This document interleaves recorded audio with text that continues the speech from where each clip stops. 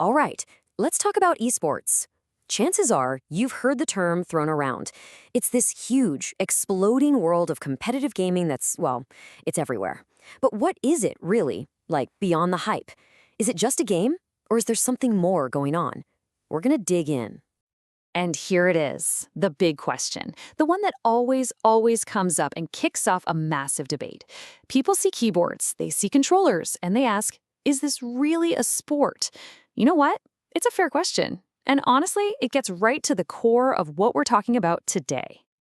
But hold on, before we get lost in definitions, let's just look at one number. This one. $1.1 billion.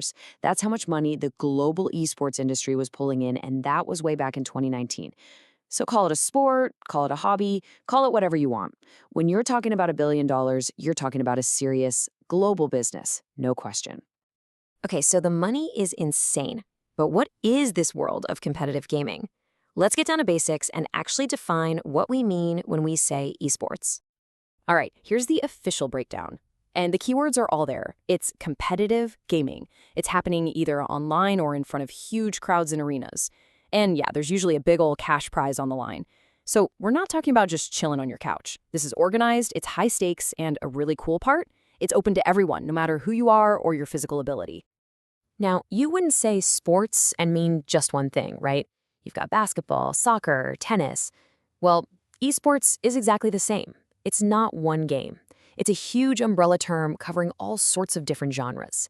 You've got these intense team strategy games like League of Legends. You've got super fast-paced shooters like CS:GO, one-on-one fighting games like Street Fighter, and even digital versions of the sports we already know like FIFA and F1.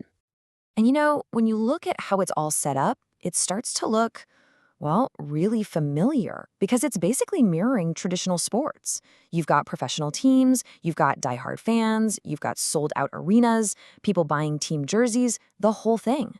And because that structure is so recognizable, it's been able to grow up and make serious money fast. And that growth, it's been absolutely staggering.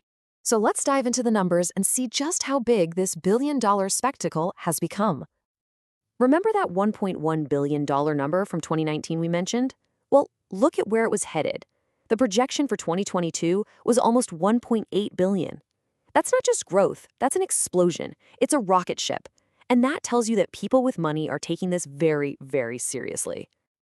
So where is all that money coming from? Well, a massive global audience is a good place to start. Get this. In 2019, nearly 450 million people were watching. You've got 200 million diehard fans who are tuned in all the time, plus another 250 million or so who drop in to watch the big events.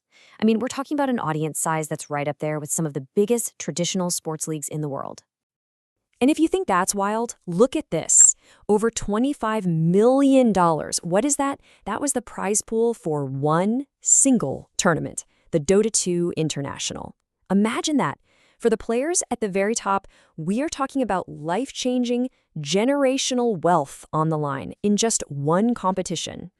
Okay, so we've got huge audiences, we've got massive prize money. But how does this whole thing actually work? Like, who's pulling the strings? Who makes the rules? Let's take a look under the hood of the esports machine and see how it all comes together. It actually breaks down into a pretty clear chain of events. First, you've got the publishers, the people who actually make the game.